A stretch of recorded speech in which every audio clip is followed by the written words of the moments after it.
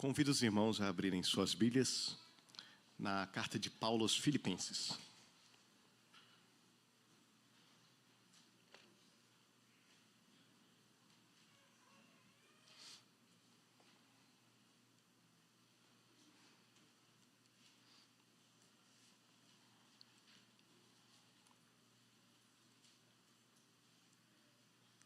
Filipenses, capítulo 1, nós vamos ler dos versos 27 até o verso 30.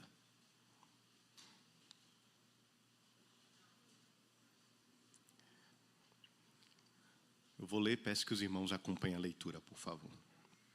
Diz assim a palavra do Senhor: Vivei, acima de tudo, por modo digno do Evangelho de Cristo, para que, ou indo ver-vos, ou estando ausente, ouça no tocante a vós outros que estáis firmes, em um só espírito, como uma só alma, lutando juntos pela fé evangélica, e que nada estáis intimidados pelos adversários, pois o que é para eles prova evidente de perdição, é para vós outros de salvação, e isto da parte de Deus, porque vos foi concedida a graça de padecerdes por Cristo, e não somente de crerdes nele, pois tendes o mesmo combate que vistes em mim, e ainda agora ouvis que é o meu.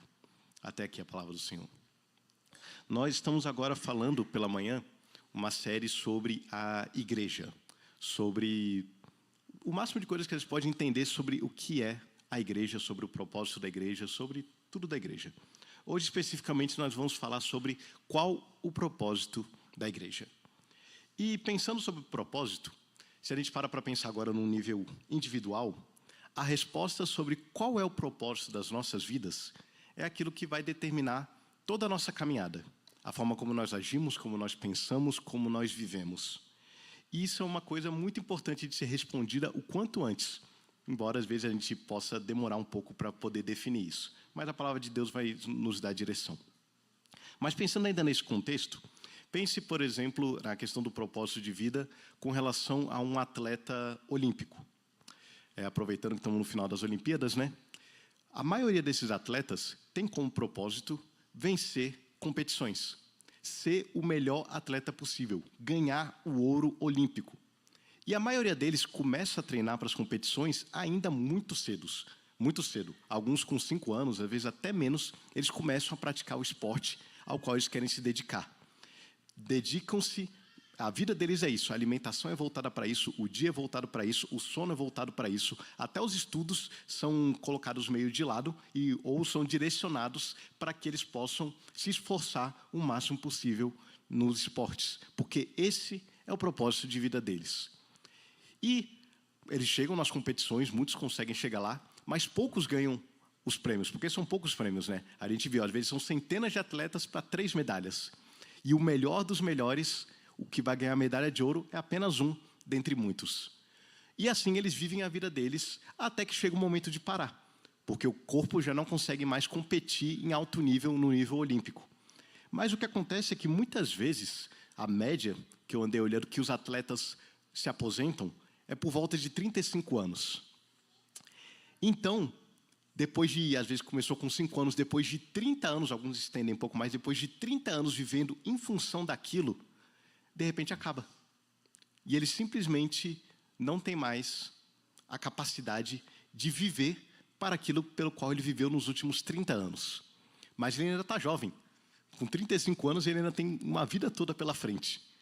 E eu imagino que muitas vezes levante na cabeça desses atletas: o que eu vou fazer da minha vida agora? Qual que é o meu novo propósito? O que eu vou fazer? Eu imagino que muitos se preparem já para esse fim, mas vários dão entrevistas, né, de que tem essa dificuldade quando chega a hora de parar. Mas eles vão precisar buscar um novo propósito de vida, se esse era unicamente o propósito que eles tinham. Nesse sentido, pensando na igreja, nós podemos muitas vezes estabelecer propósitos para a igreja, que podem ser até bons propósitos, mas que são propósitos que, com o tempo, eles vão se exaurir. E aí, a igreja começa a perder sentido para nós, porque parece que o propósito dela se esvaiu. Se nosso propósito era construir um grande templo, quando a obra acaba, e agora? O que a gente faz? Então, a gente tem que estabelecer um novo propósito. E a gente vai buscando propósitos, e isso pode nos deixar reféns dos modismos e outras coisas que vão aparecendo no mundo. De E todo mundo tem uma opinião sobre o que a igreja deve ser, o que a igreja deve fazer. Seja crente, seja descrente. Sempre espera-se que a igreja faça alguma coisa. Sempre espera-se que a igreja viva de determinada forma. Então, o nosso caminho é seguirmos a palavra de Deus sempre. Porque a palavra de Deus vai nos dizer qual é o propósito da igreja. E a partir disso nós vamos poder nos firmar no propósito eterno estabelecido por Deus. E aí a gente não vai se desviar para nenhum caminho. Vai ser um propósito do começo ao fim, um propósito que deve ser passado de geração em geração, porque é um só propósito. E nesse texto que nós lemos aqui, nós vemos um exemplo desse propósito que o apóstolo Paulo estabelece para a igreja. Nós vemos que existem, você poderia trabalhar em diferentes textos, mas eu achei que esse daqui vai nos dar uma visão abrangente daquilo que espera-se de nós como igreja. Qual o propósito de Deus para nós como igreja? E começando aqui do começo, né? O verso 27 diz: vivei acima de tudo por modo digno do evangelho de Cristo. Paulo começa aqui já com um verbo no imperativo e ele começa assim: vivei. A gente tem que prestar bastante atenção nessa palavra, que se os irmãos forem olhar em outras versões, talvez esteja traduzido de forma diferente. E é assim justamente porque é uma palavra de difícil tradução para a nossa língua, porque ela traduzir em uma palavra só, né? Ela possui um contexto muito amplo, muito específico da época, que a gente precisa notar para poder entender aquilo que o apóstolo Paulo estava dizendo. A melhor tradução, que seriam frases, né, para essa palavra, seria: vivei a vida comunitária como cidadãos, ou exerçam a sua cidadania de forma comunitária. Uma palavra que significa tudo isso. E no contexto do apóstolo Paulo, no contexto de Filipenses, ela fazia total sentido para os seus leitores. Eles tinham total compreensão do que estava acontecendo quando Paulo usava essa palavra. Por quê? A cidade de Filipos, ela tinha um status elevado dentre as províncias romanas. Na época de Otávio Augusto, antes mesmo dele ser imperador, ele pacificou aquela região e elevou Filipos como uma cidade de proeminência naquela região. Por causa disso, Filipos se tornou mais do que um domínio romano. Ela se tornou uma colônia romana. Nesse sentido, ela era como se fosse uma pequena Roma na região da Grécia. Então, os cidadãos de Filipos, eles tinham status de cidadão romano. Filipos seguia as leis romanas. Filipos vivia de acordo com a cidadania romana. Então, quando Paulo fala, exerçam a sua cidadania como cidadãos, eles já tinham essa palavra em mente porque era a forma como Roma exigia que eles vivessem. Então, Roma trouxe essa atribuição para Filipos, tanto que, se os irmãos lembrarem lá em Atos dos Apóstolos, o local onde Paulo invoca a sua cidadania romana é em Filipos. Porque é justamente um local onde isso tinha muita importância.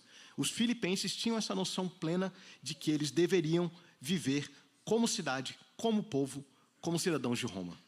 Então, Paulo faz esse jogo de palavras, pegando algo que já era da realidade deles, para dizer: vivei, ou vivam a vida comunitária de vocês como cidadãos, só que aqui não é cidadãos romanos, aqui é cidadãos do reino de Deus.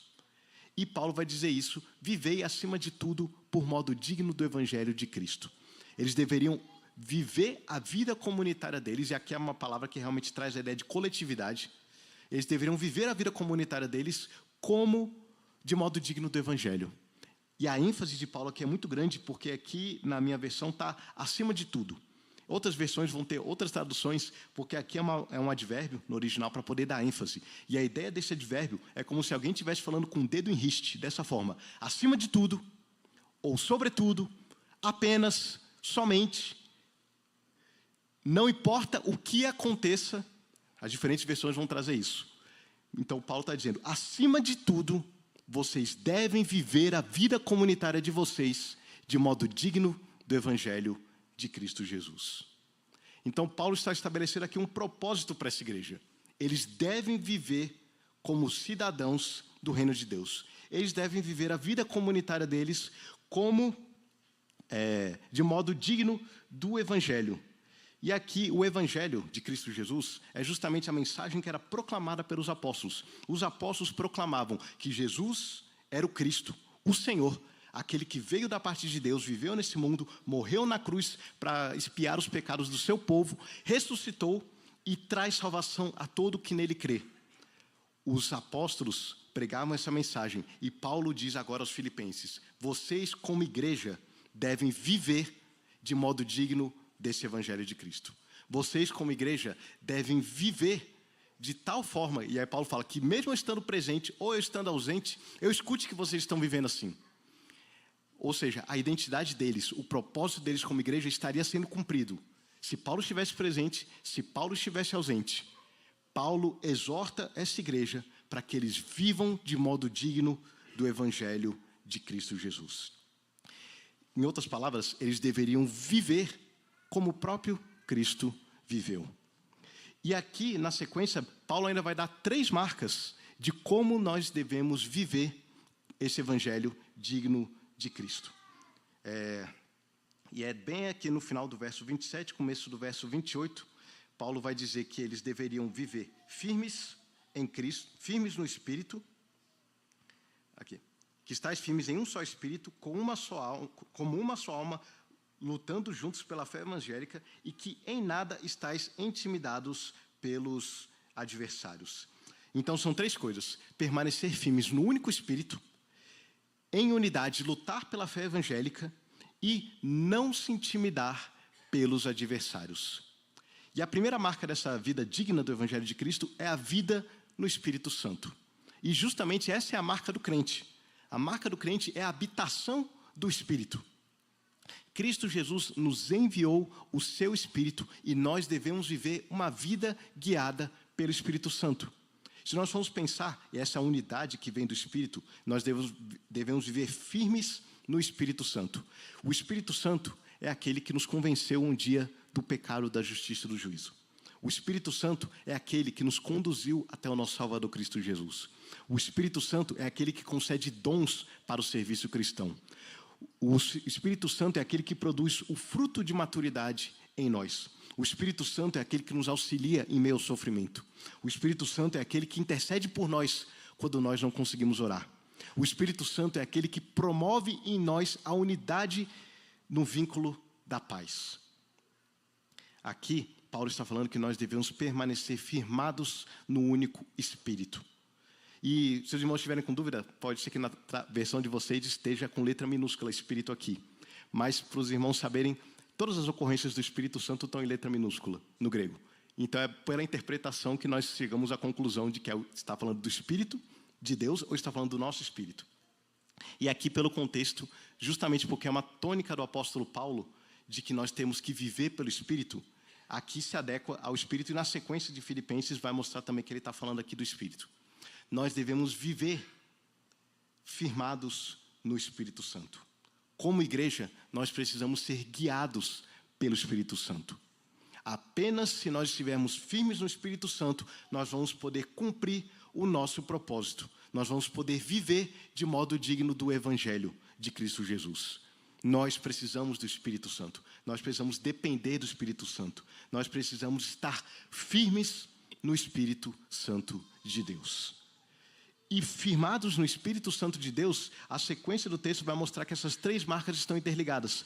Nós vamos poder, em unidade, lutar pela fé evangélica. E aqui essa unidade é muito interessante, que Paulo usa uma expressão bem forte. Paulo aqui, esse texto, ele é muito enfático. Ele dá muitas ênfases diversas. Ele fala, de nós vivermos, acima de tudo, como do modo digno do Evangelho. E aqui ele vai dizer que como uma só alma, lutando juntos pela fé evangélica. Aqui é a ideia de uma somente, como se nós fôssemos apenas uma pessoa. E lutando juntos é uma palavra que o apóstolo Paulo tira dos jogos esportivos.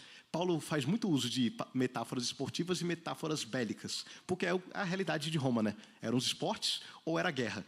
Então era muito comum para as pessoas entenderem esse tipo de metáfora. E aqui a palavra que ele usa é uma palavra que significa coletivamente competir juntos diante de alguma competição. Essa palavra aqui, lutar juntos, foi traduzido como lutando juntos, é uma palavra só. Então ele dá 2 ênfases. Com uma somente, vocês lutem juntos. A palavra já significa lutar juntos, mas ele enfatiza que nós devemos lutar com uma só alma, uma unidade completa, como se fosse um time coletivo competindo por alguma coisa. Fosse, nos dias atuais, um time de vôlei, um time de futebol, precisa jogar em unidade, precisa jogar em coesão, precisa jogar um do lado do outro para poder vencer o oponente. E eu acho que talvez a metáfora dos jogos atuais que melhor sirva seja o rugby. Porque o rugby, não sei quantos conhecem o esporte rugby, é parecido com o futebol americano. O objetivo é chegar com a bola do outro lado, igual no futebol americano. Mas, diferentemente do futebol americano, o rugby, você não pode lançar a bola para frente. O time tem que andar junto. A bola é que nem a regra do impedimento, né, no futebol. O time não pode estar à frente da linha. Então, o time tem que andar numa linha. Então, eles têm que fazer uma formação em que eles consigam ir avançando em conjunto e um deles vai levando a bola para poder chegar do outro lado, enquanto os outros vão fazendo a barreira. Então, um depende totalmente do outro. O time depende totalmente da coletividade para que eles possam chegar do outro lado. Não tem como jogar a bola lá na frente, um sai correndo e ganha para o time. O time tem que andar todo junto. E a ideia de Paulo é essa. Como um só homem, em uma só formação, vocês precisam lutar pela fé evangélica. E aqui a ideia de luta também faz muito sentido. Essa luta esportiva, faz muito sentido para os filipenses lutarem pela fé evangélica, porque essa ideia de luta aqui traz a ideia tanto de preservação, pensa no jogo, né? Faz a formação, bloqueia o avanço do adversário, quanto também de expansão, e ganhando terreno até conquistar o outro lado. Para os filipenses, isso era muito comum para eles, por quê? Porque eles eram uma colônia de Roma. Eles tinham como função ali na região da Grécia preservar a cultura romana e, da mesma forma, expandir a cultura romana para as demais cidades. Então, aqui no contexto, os filipenses, como igreja, deveriam preservar a fé evangélica e, da mesma forma, expandir a fé evangélica. E isso precisa de unidade. Nós precisamos de unidade como igreja, para que nós possamos preservar a fé evangélica. E Paulo fala dessa preservação da fé, dessa luta pela fé, a fé que vem do evangelho, por isso a fé evangélica, porque desde o princípio sempre houve tentativas de ataque, de distorção do evangelho, ou de algum modo fazer sincretismos com a fé evangélica, de modo que a verdadeira fé em Cristo se perdesse. Então, a gente pode pensar lá da época do próprio apóstolo Paulo. Havia os judaizantes. Os judaizantes eram aqueles que diziam crer no evangelho de Cristo, mas acreditavam que certos preceitos da lei deveriam ser impostos aos gentios. Então, que é até a discussão do Concílio de Atos, né? Se você é judeu e você vive como judeu, viva como judeu, crente em Jesus. Mas se você é gentio, viva como gentio, crente em Cristo Jesus. Então, eles queriam que os gentios se circuncidassem, seguissem o calendário judaico, seguissem a dieta judaica, e Paulo vai mostrar, vocês estão desvirtuando o evangelho. O evangelho deixou de ser somente pela fé em Cristo Jesus e passou a ter outros elementos. E nós precisamos, em unidade, combater esse tipo de coisa. Ao mesmo tempo, também havia os libertinos, que também era um problema sério, que eram aqueles que já iam para o outro lado. Nós agora vivemos pela graça, então nós podemos pecar à vontade, porque a graça de Deus nos protege de todo pecado, nos livra de todo pecado. Então, o pecado não é tão importante assim. Os libertinos podiam ir por essa linha, ou então pela linha também influência já do paganismo grego, de que o corpo não importa tanto. Então, pecados no corpo não interessam, porque nós fomos libertos pela graça. E esse tipo de coisa continua a chegar até nós. O paganismo também vivia tentando entrar na igreja e, ao longo do tempo, conseguiu muitas vezes entrar. Esqueci algum exemplo aqui do paganismo, mas, por exemplo, entrar em transe. Era uma coisa das seitas pagãs. Você ia para sua reunião pagã, você tomava alguma coisa assim, tinha aquela fumaça, você entrava em transe e você perdia o controle do seu próprio corpo. Por vezes, na história da igreja, isso aconteceu, esse tipo de paganismo entrando na igreja. Da mesma forma, nos dias atuais, nós temos diversas coisas que tentam entrar na igreja, e o problema é, a pessoa pode até crer de forma diferente, ela não é crente, mas o problema é quando nós trazemos ideias que são de fora para poder tentar explicar a Bíblia e nós vamos fazendo sincretismos. Por exemplo, o naturalismo, que é uma coisa que permeia o mundo ocidental já há mais de 300 anos, que tenta explicar todas as coisas pelo método científico naturalista. Isso, muitas vezes, vem para dentro da igreja e a gente passa, então, a dizer, não, os milagres de Jesus não foram realmente milagres, porque isso é impossível de ser explicado pelo método natural, pelo naturalismo. Na verdade, essa é uma explicação real. Por exemplo, a multiplicação dos pães e peixes. É impossível pães e peixes serem multiplicados. Então, na verdade, o que aconteceu ali foi o milagre da divisão. Jesus quando o menino trouxe aquele pão e aquele peixe para ele, ele pegou aquele pão e aquele peixe, ele orou agradecendo a Deus, porque Deus havia trazido comida para todos. E aquele ato de generosidade daquele menino, reconhecido por Jesus, gerou em todas as pessoas um ato de vamos dividir aquilo que nós temos. E então todos foram alimentados.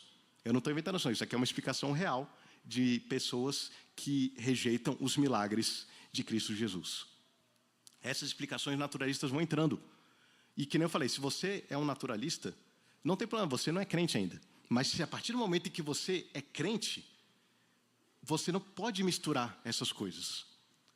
E outras coisas mais. Tem outra aqui que eu peguei também. Racionalismo também, mesma coisa. Tentar explicar as coisas de modo puramente racional. Também não funciona. Então, nós só vamos conseguir lutar contra essas coisas se nós estivermos unidos pela fé evangélica. Da mesma forma, outra coisa, e essa talvez seja a pior, porque essa é insidiosa, e essa vem do nosso meio, é o pecado. Muitas vezes nós vamos nos tornando tolerantes com o pecado. E a gente se torna tolerante a tal ponto com o pecado em nosso meio, que a gente não quer nem ouvir confissão de pecado do nosso irmão.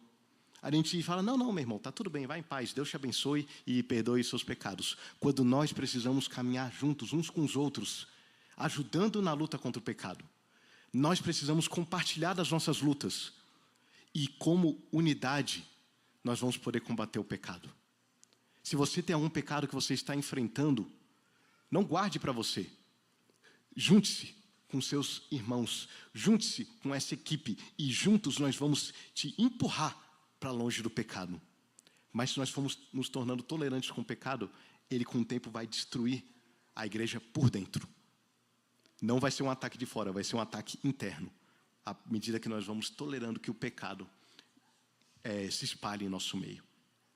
Mas, ao mesmo tempo, a luta pela fé evangélica não é apenas pela preservação, é também pela expansão. E essa é a visão de Paulo. Nós também temos que pregar o evangelho de Cristo. Nós temos que proclamar a mesma mensagem que Jesus Cristo veio ao mundo, Jesus Cristo, Filho de Deus, morreu na cruz e traz salvação a todo aquele que nele crê. Esse Jesus que ressuscitou um dia virá, e todo aquele que nele crê será salvo. E dessa forma nós lutamos também pela fé evangélica, que nem eu falei. Nós formamos o paredão para impedir o avanço do adversário, mas também nós formamos esse paredão para avançarmos juntos. E pensando que aqui fala da coletividade, nós também podemos evangelizar de forma coletiva. Tem pessoas que têm uma facilidade imensa para evangelizar. Se junta com ela, vai junto, coopera. Tem pessoas que têm essa facilidade.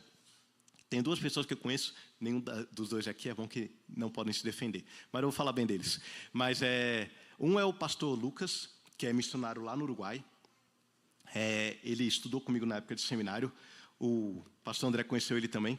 Ele tinha uma facilidade muito grande para evangelizar. Eu lembro uma vez que eu peguei o Uber com ele. Ele estava voltando de algum lugar, de algum estágio. Aí eu entrei no Uber, estava na época a namorada, hoje a esposa dele também. Aí eu e ela sentamos atrás, ele sentou na frente. E aí a gente entrou no Uber, era uma distância tipo assim de 5 da rodoviária até o seminário, uma distância relativamente curta, ia dar quase uns 5 minutos de carro. E aí 5 a 10 minutos de carro. E aí ele falou: "Bom dia, tudo bem?" Aí o Uber: "Bom dia. Qual o seu nome?" Aí ele falou: "Meu nome é fulano de tal. E aí, como é que está o trabalho?" "Ah, tá tudo bem." A vida. Ele falou: "A vida é sempre meio difícil." Ele: "Pois é, a vida é difícil mesmo, mas com Jesus, aquele que nos salva, a gente pode ter uma perspectiva diferente." Ele durou 5 segundos e ele começou a falar de Jesus. Rapidamente ele introduziu. Eu falei: "Eu não tenho essa capacidade, eu sei que eu não tenho, eu tenho essa limitação de começar uma conversa espontânea com pessoas. Mas muitos de nós têm aqui." O outro também era o pastor Samuel, que passou por um tempo aqui também. O pastor Samuel morava aqui na Asa Norte, ele conhecia o nome de todo mundo aqui da Asa Norte. Você podia ir na padaria ou em qualquer restaurante aqui, ele podia nunca ter comido no lugar, mas ele sabia o nome de todo mundo. Sabia o nome do filho, sabia o nome da esposa, sabia o que estava acontecendo na vida da pessoa. E ele compartilhava do evangelho.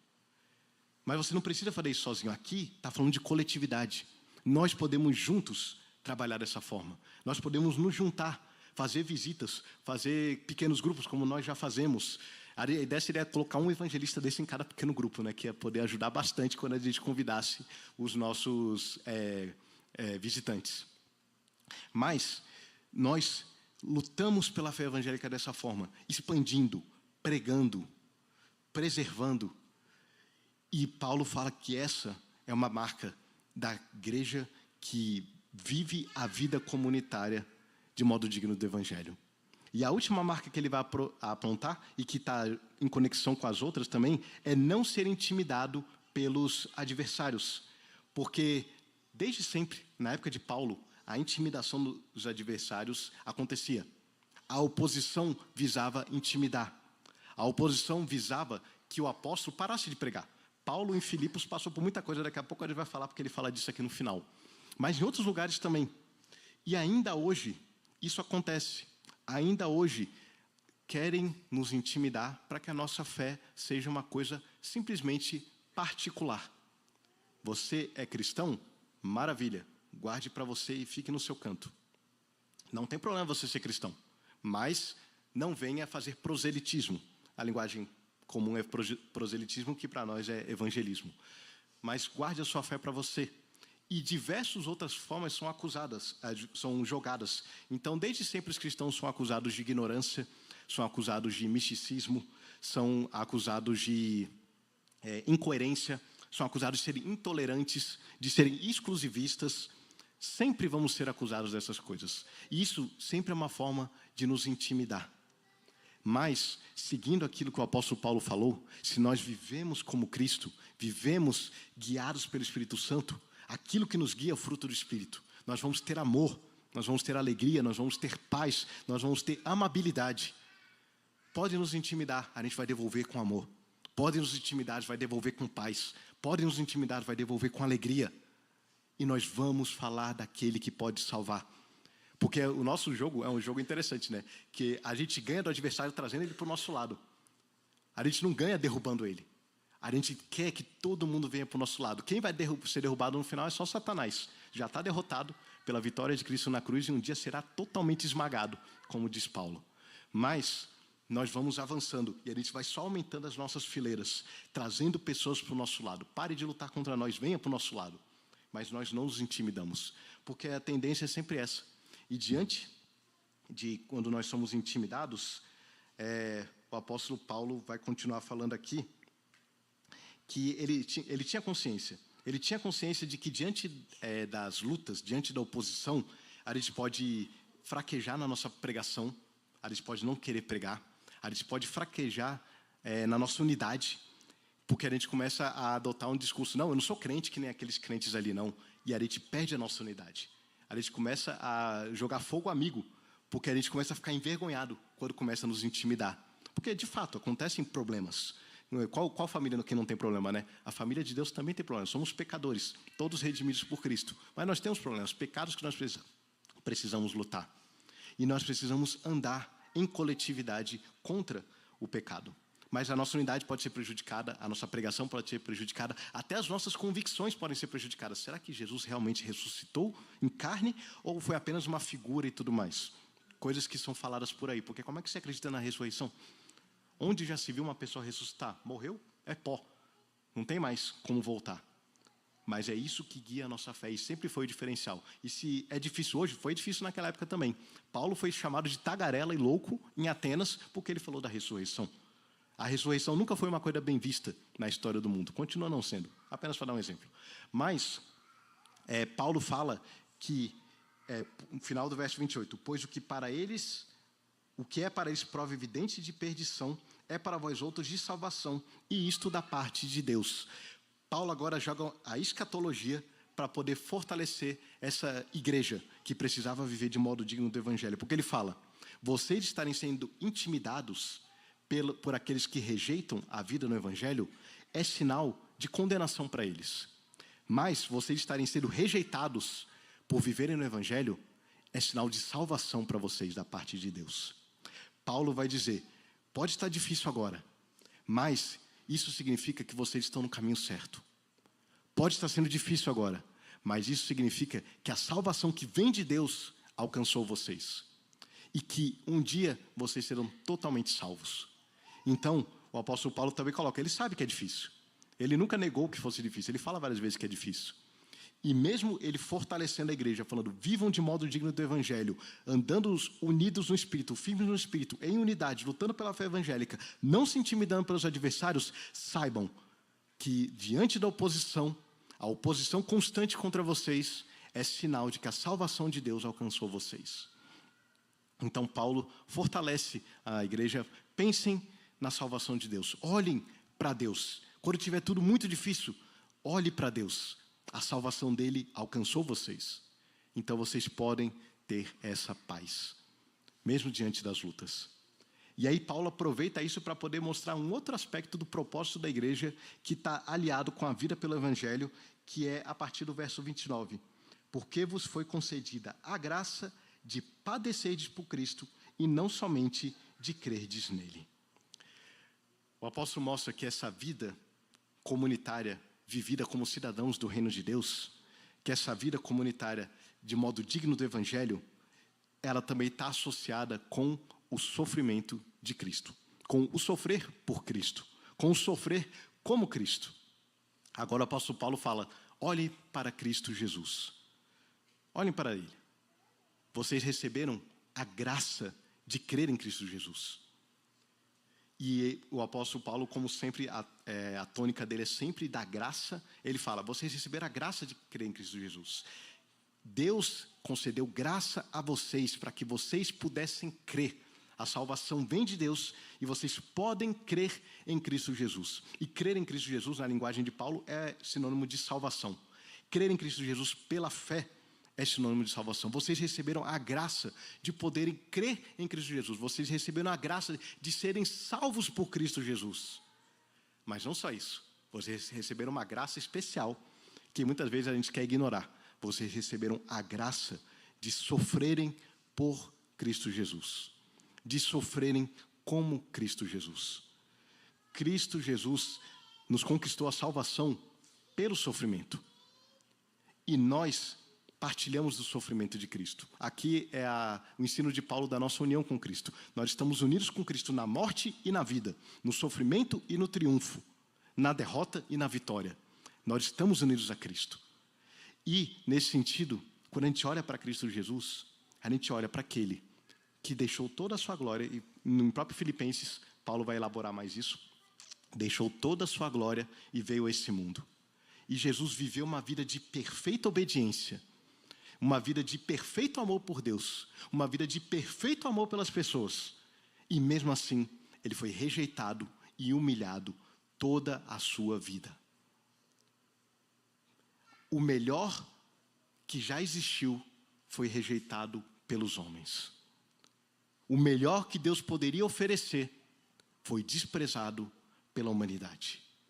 O amor perfeito por Deus e pelas pessoas foi completamente rejeitado. Se não é pela graça, nós rejeitamos a Cristo da mesma forma. Não somos melhores do que aqueles que crucificaram a Cristo. Mas Jesus veio e Ele viveu essa vida perfeita, de amor perfeito, de obediência perfeita. E Ele foi desprezado, humilhado, caluniado, até o ponto de Ele mesmo se entregar. Ele falou, ninguém tira a minha vida, eu mesmo entrego. Se entregar na cruz. E na cruz Ele recebeu a ira de Deus. Na cruz Ele recebeu a condenação do pecado. Na cruz Ele venceu o poder de Satanás. Na cruz Ele nos libertou das amarras do pecado, para que na sua ressurreição nós agora tivéssemos a vida. Mas foi pelo sofrimento que Jesus conquistou tudo isso. E aí o apóstolo Paulo fala, e agora vocês receberam a graça de da mesma forma sofrerem como Ele sofreu. Da mesma forma viverem como Ele viveu. E nesse sentido, nós sofremos como Cristo sofreu. Por quê? Porque nós obedecemos a Deus, amamos a Deus e amamos as pessoas. O nosso sofrimento é decorrente disso. Não é decorrente do pecado. A gente já falou sobre o sofrimento do pecado, não é disso que Paulo está falando aqui.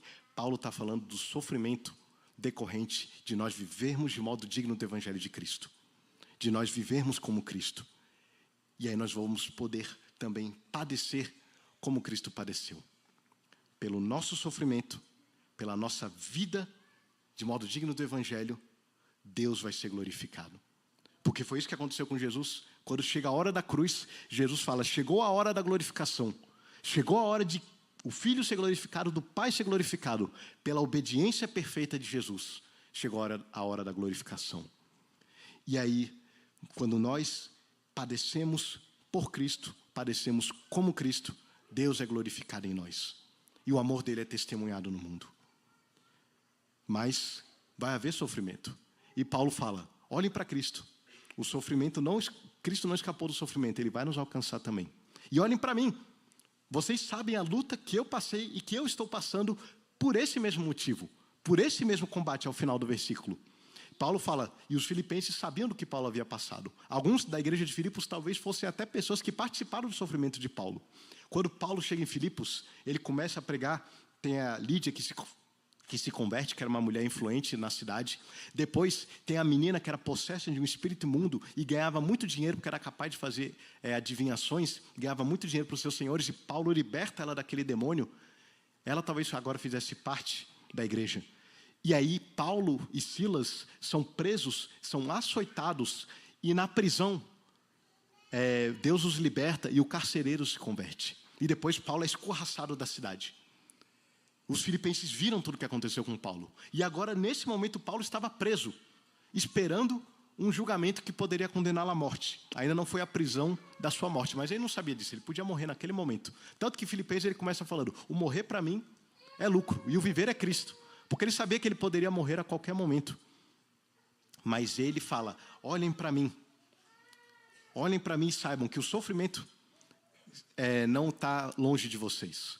Mas ainda assim, vocês podem enfrentar tudo isso, porque é graça. Passar por esse sofrimento é graça. Ou seja, Deus vai estar junto de vocês diante das lutas e perseguições. E, ao mesmo tempo, vivam de modo digno do Evangelho de Cristo Jesus. Quando a igreja vive dessa forma, quando a igreja cumpre o seu propósito de viver de modo digno do Evangelho e de padecer por Cristo, o nome de Deus é glorificado. Diante de tudo que nós vimos aqui, nós também somos edificados, porque nós andamos em unidade. E, da mesma forma, nós também evangelizamos. Tudo isso faz parte de ser igreja. Tudo isso faz parte do nosso propósito como igreja. Nós precisamos viver dessa forma, de modo digno do Evangelho. Esse é o propósito de Deus para a sua igreja. E nós vemos que é um propósito que pode perdurar por séculos e séculos, como tem perdurado. Porque as especificidades de cada momento, elas vão variar. Mas o mesmo propósito de viver de modo digno do Evangelho e de padecer por Cristo Jesus, andando em unidade, firmes no Espírito, não se intimidando, isso prevalece. Séculos após séculos. Nos primeiros séculos, os cristãos foram duramente perseguidos porque viviam dessa forma. Ao longo do tempo, tiveram períodos melhores e piores. Hoje em dia, nós recebemos também a oposição. Certamente estamos muito longe do sofrimento que eles passaram. Mas nós vamos receber oposição em todas as épocas. Em alguns lugares no mundo hoje, o sofrimento é intenso. Mas o propósito da igreja de Deus deve ser sempre o mesmo. Viver de modo digno do Evangelho de Cristo Jesus. E, agora para terminar, acho que muitos dos irmãos já assistiram o filme Batman Begins. E esse filme, ele tem uma tônica interessante, que é o filme do Batman, né? Mas tem uma tônica que percorre o filme inteiro, que são duas frases, quer dizer, a mesma frase que é falada em dois momentos diferentes do filme. O Batman Begins é um filme, é a história do Batman, a origem do Batman. E tem toda a dinâmica do Bruce Wayne se tornar o Batman e todos os conflitos internos que ele vive. Tem um período, um momento bem no começo do filme, em que ele está vivendo a vida dele de playboy, então ele está promiscuidade, bebida, um monte de coisa assim, aprontando tudo que podia como um bilionário. E aí ele se encontra com a amiga dele de infância, que vê ele naquele estado. E ele fica envergonhado, porque ela conheceu ele numa outra época em que ele não estava tão louco assim. E ele fala para ela, quem eu sou por dentro é muito mais do que isso aqui. E ela fala para ele, quem você é por dentro não importa. Importa as suas ações. As suas ações são o que te definem. Não concordo 100% com essa frase, mas ela nos leva a uma reflexão. De que adianta nós dizermos aqui por dentro, lá no fundo, nós somos uma igreja que vive segundo o Evangelho. Lá no fundo, nós somos uma igreja que glorifica a Deus. Lá no fundo, nós edificamos uns aos outros. Lá no fundo, a gente evangeliza. Mas o que aparece para os outros não condiz com aquilo que nós dizemos que somos. Era o caso dele. No final do filme, quando ele já é o Batman, ele encontra com essa amiga de infância e ela pergunta, quem é você? E aí ele responde, quem eu sou por dentro não importa. É aquilo que eu faço que me define. Porque ele assumiu agora a identidade do Batman. Então, as lutas internas dele não importavam mais. O que ele, Bruce Wayne, não importava mais. Importava agora que as ações dele definiam quem ele era. Aquele que luta pela justiça. Essa é na história do filme, a filosofia que perpassa o filme. Mas para nós aqui, como igreja, as nossas ações vão definir quem nós somos. O nosso propósito define quem nós somos. Nós temos que viver segundo quem nós somos. Nós somos a igreja do Senhor Jesus, comprada por Ele, liberta por Ele. A sua noiva, o seu corpo e todas as outras metáforas que tem para a igreja. Mas não adianta a gente dizer que é isso se as nossas ações não corresponderem com aquilo que Deus nos criou para sermos. Então, de certa forma, as nossas ações vão nos definir a partir daquilo que nós já somos por dentro, a partir daquilo que Deus já fez em nós. Mas nós precisamos viver, de fato, como essa igreja do Senhor Jesus. O chamado do apóstolo Paulo, a exortação dele, continua para nós até os dias de hoje. Com o dedo em rixe, o apóstolo Paulo diz, vivei, acima de tudo, por modo digno do Evangelho de Cristo Jesus. Que Deus nos abençoe. Vamos orar?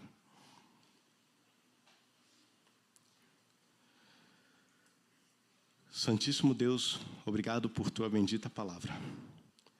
Nos ajuda, Senhor, a verdadeiramente vivermos segundo o propósito para o qual o Senhor nos estabeleceu, nos criou como igreja. Que possamos viver de modo digno do Evangelho de Cristo Jesus. Possamos padecer por Cristo Jesus. Que possamos, ó Deus, verdadeiramente, como igreja, juntos, em unidade, firmes no Espírito, glorificarmos o Teu nome, edificarmos uns aos outros e evangelizarmos o mundo. Nos santifica, ó Deus, e nos ajuda. Nós oramos assim, em nome do Senhor Jesus. Amém.